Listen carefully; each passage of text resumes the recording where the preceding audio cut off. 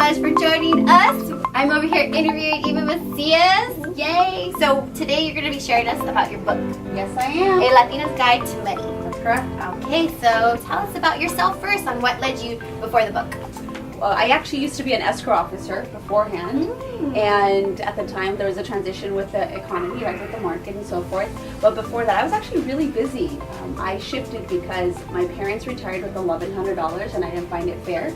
So I wanted to find out more reasons why they retired broke. And along the way, I was like, wow, this is an opportunity. A lot of people don't know about this.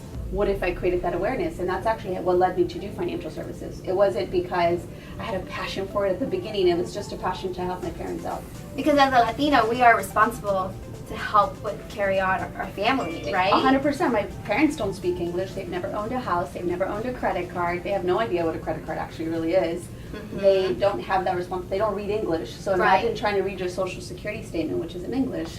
They have no idea. They depend on their kids for all of that stuff. So that's what ended up happening. You really wanted to understand everything that they needed to take on. That's correct. Awesome. Oh, now we got our phone going. Here we go. Awesome. Okay, so how was the writing process? Now knowing that you took this endeavor on, you were like, okay, I want to do this. Actually, I didn't want to be an author. No? No, I didn't. What happened was this. I was going through, I really fell in love with what I'm doing right now. And I said, there's only so many one-on-one appointments I can take throughout the day without getting really exhausted. That's true. So I said, what way can I impact the community that I could still maybe impact them? Like at that time, I wasn't really active on social media. So I said, I'm going to write a book. And I just said it. And then I did a personal development course, and I went through the process, and then actually one of the ladies in there was like, I can help you make that happen. I didn't believe it. I was like, oh, okay, yeah, sure. And before you know it, voila, she helped me make it happen. So we ended up finishing the book. The writing process was really stressful at the beginning because I didn't know where to start. I didn't enjoy writing. You didn't see it like as therapeutic or anything like that? No. I was like, this is more work. On top of what you have already for your business. Correct. So what ended up happening is I got me a coach, and she helped me guide me in making it easy. She goes, set the foundation, set the outline, and then we can build it up from there.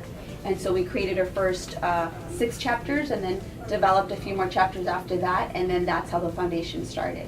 And it took me 4 years to launch the book, but I wrote the book in about a 2-year time span, and that's because I only wrote when I felt inspired to write. I wasn't 100% committed to the journey just yet because a lot of fears kicked in for me. Of course. But I love what you said, because you said that you hired a coach. Everyone has the idea, right, of writing a book, and they get super overwhelmed with the whole idea. They just shut down. They're like, no way. But you reached out for a coach to help you with that process. I usually, if I'm not good at something, I'm like, I'm going to find a person that's good at this, right? Good. And I ended up hiring someone who at the time I was just like, I don't know if I can afford, or I don't know if I really want to commit financially to this because I don't know what this is going to lead to. Right. And now I'm like, why didn't I do it sooner? Well, that's good. I definitely really committed to a coach. I recommend whoever wants to write, get to be committed to a coach. I can give them my resources that I have that really helped me, made it easy. They really helped me and held my hand through the whole process. That's awesome. So you mentioned a financial plan in 60 minutes in your book.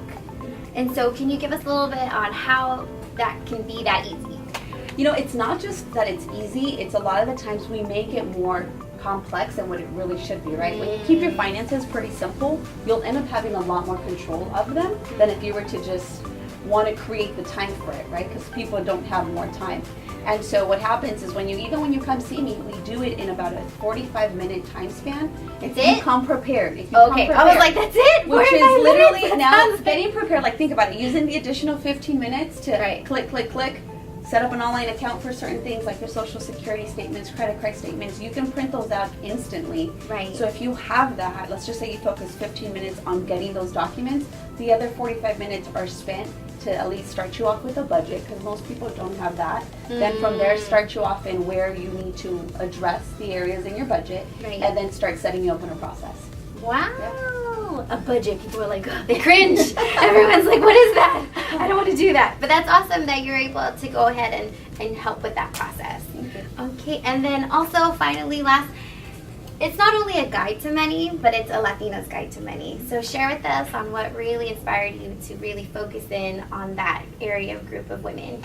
So obviously I'm a Latina, so first of all there. But second, if you go to Google and you start researching a lot of the statistics around women, especially Latinas, we fall short in a lot of categories. From having financial planners to actually having retirement planning. As a matter of fact, I just recently did an article and we talked about the wage gap being everybody's issue, not just a women's issue. And if you look at the ethnical, just categories, we fall completely short into it. So I said, why not impact that community that, first of all, I relate to, and that my tios and my tias and my cousins, I can impact them. It's my family. And along the way, not just a Latina thing, but making it where we can actually help each other. I mean, by, what is it? I believe it's 2020, I believe, where we're going to end up being 50% of the population. Yes, the Latino community over United States. Over the United States. So if we're impacting 50% of the economy, then that allows us to shift into the economy, now helping the economy and heal that.